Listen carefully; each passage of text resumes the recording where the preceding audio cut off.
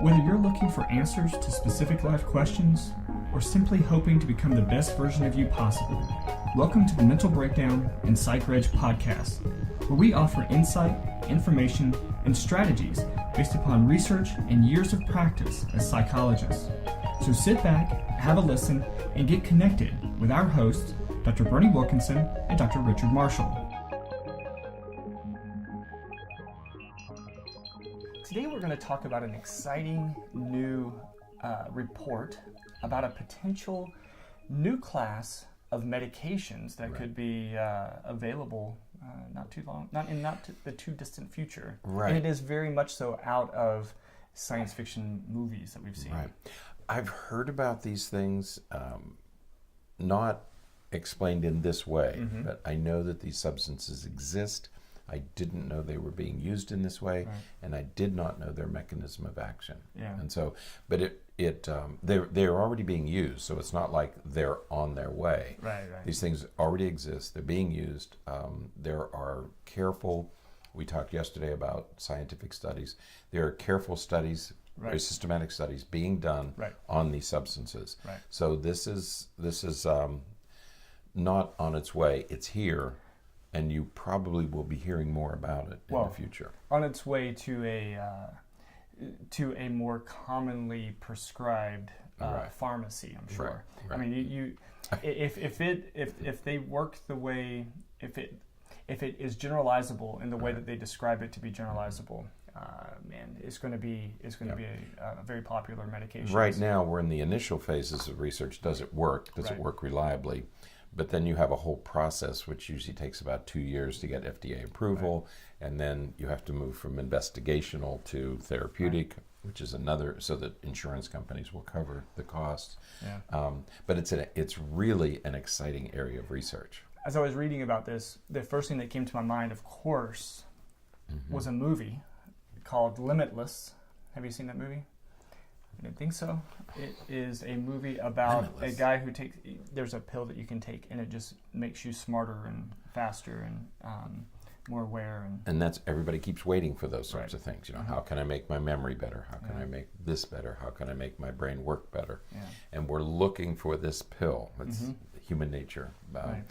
And this class of medications, psychoplastogens, called psychoplastogens, may be the first step toward creating medications that fill that sort of fantasy that we all have. We all have seen episodes of Star Trek and those, sort of futuristic movies where they have these sorts of things available. Right. This might be the first step in that direction. Right. So the idea is that these medications help. Well, I feel like as I was about to say it, I was like, oh no, this is going to get complicated. Right. So when we think about the way, this will be very quick. That means it's not going to be quick. Neuroanatomy. So when we have a neuron, we have the cell body, and there's like wild hair, sort of like Einstein hair that comes out of the cell body, and those are the dendrites, and then we have one long tail that comes off, and that's the axon. Right. And then axons will connect to other cells. And so that's how the cell communicates, is axon to dendrite and so on. That was quick and easy. So these medications are purported to encourage the growth of things off of the cell body that could turn into either more dendrites or an axon. Right. The brain is made up of more than 100 billion neurons. Those things have to connect to each other. Fluid movement, for the ability to raise your arm. You can do that because the neurons connect to each other, and they connect via these growths. It's like the roots of a plant. They call them neurites. Right.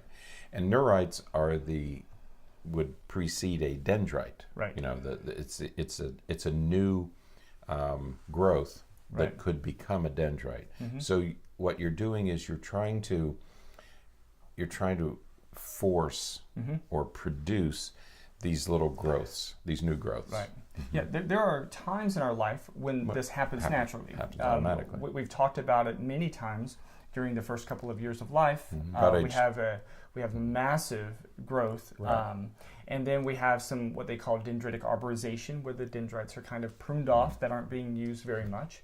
And then again during adolescence, during puberty, we get another explosion of these growths. But then again, they sort of stabilize and stop. Yeah. And then we enter into adulthood, and we pretty much have what we have. That's right. For the most part. Yeah, because what happens at puberty, for example, you have this explosion of new neurons, but they have to connect to other neurons, and that's what these branches do. If they don't connect, they're going to die off. They're useless. Right, and you do that by stimulating them. And so for a post-pubescent person, you force the neurons to connect to each other by practicing a sport, by taking advanced subjects like algebra and geometry, and all that stimulation produces these connections, so the neurons connect to each other. Well, these drugs do that same thing in a passive way. Right. Instead of you going out and doing something 10,000 times to become an expert at it, these drugs do it for you. Right. And that's the exciting part of it. Right. Now, I'm sure that what we will find is that you still have to practice. It's just that you will learn it faster. It happens faster. Those pathways in your brain will form faster. But it will hopefully, ideally, I suppose, streamline some of the learning process. Right. So that, whether it's a new language that you want to learn later in life, or it's a new skill that you need to learn of some sort, then you will be able to learn those skills much faster. Right. Those are sort of the non-clinical, I suppose, reasons why we might use these medications. Certainly they're used, they are going to be used more clinically for people with brain damage and traumatic brain injuries and That's some of those kinds of things. Part.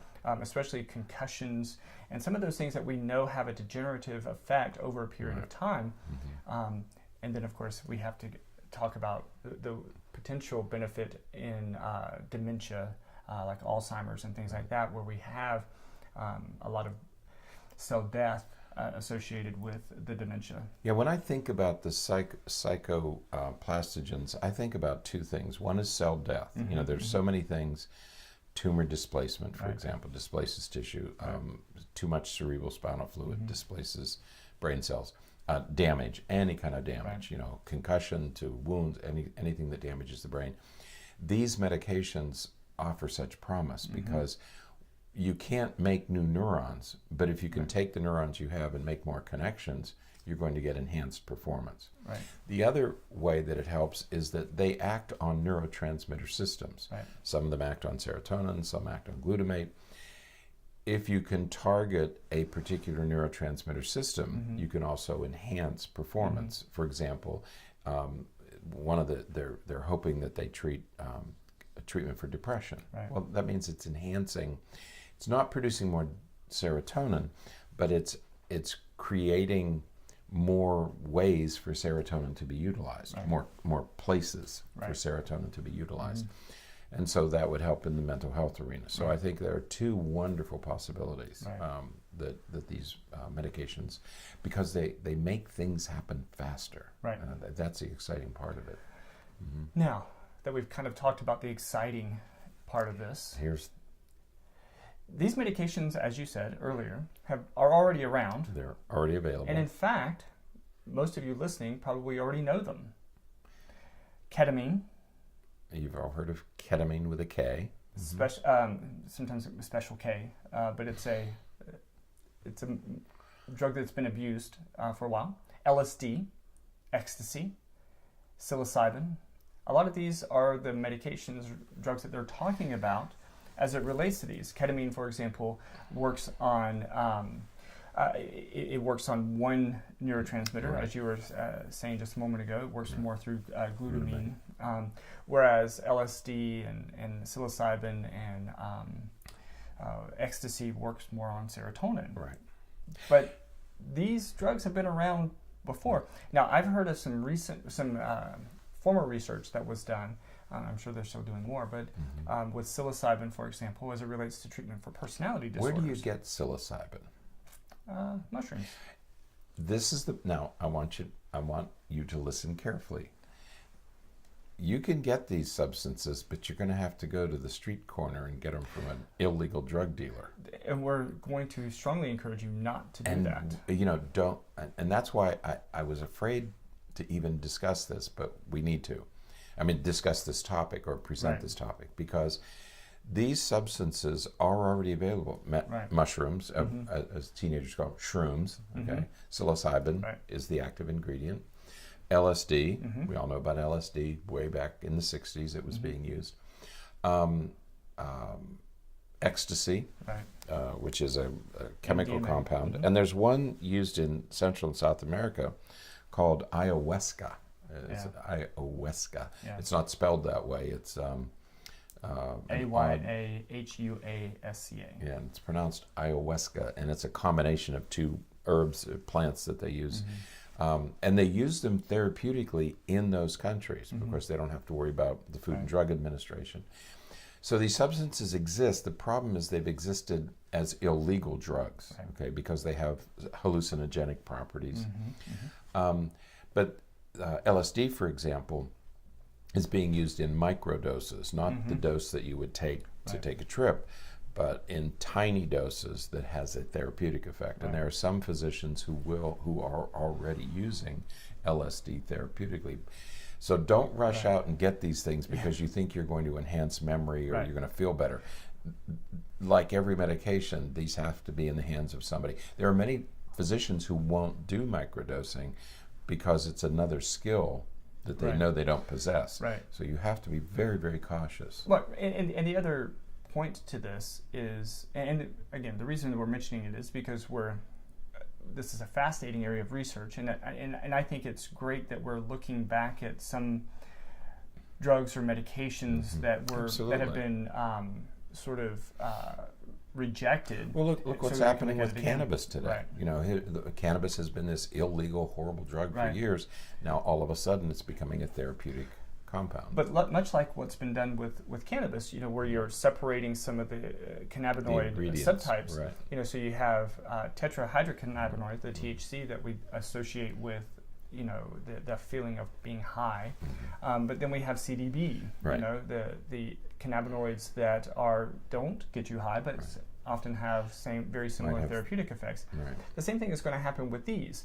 You're going to take ketamine or LSD or ecstasy, and they're going to find ways to take out the beneficial parts of the molecules, and there's not going to be the high. They're not going to be that psychedelic effect to it, but it's going to have the beneficial effect. So what they would be doing with those medications that would the eventuality that would come and be available for people on the market would be very, very different than anything that you would buy on the street corner or anything like that. That's right. And we shudder in horror sometimes at LSD or this, that. Think of morphine. Heroin is just the next step. So we have many compounds that we're already using that are plant-based, that have medicinal properties, and so they're no different than those the drugs that we're already using. So, But it's just exciting. Promising area of research that we're looking at that again, not necessarily for the enhancement of other people, for individuals who are already relatively healthy and that kind of thing, but for those who are in need of enhancement because of injury or because of degenerative diseases and things like that. Yeah, ketamine has an anti-suicidal property to it. Who would have guessed? But yes, caution. Yeah. Okay. Don't go out and buy it on the street corner thinking you're going to enhance memory. That'd be a bad idea. Bad idea. Bad idea. All right. Well, that is it then for today. Until next time, stay happy, stay healthy, and forget to be afraid. Thanks for sharing this episode of the Mental Breakdown and Psychreg podcast. Be sure to check out the show notes for links to follow us on Twitter and subscribe to our YouTube channel, where you will find all of our previous podcasts and much more.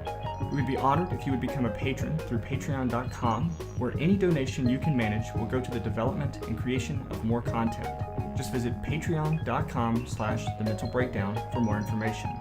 Thanks again for listening. Have an awesome day, and we look forward to being back in your feed tomorrow morning.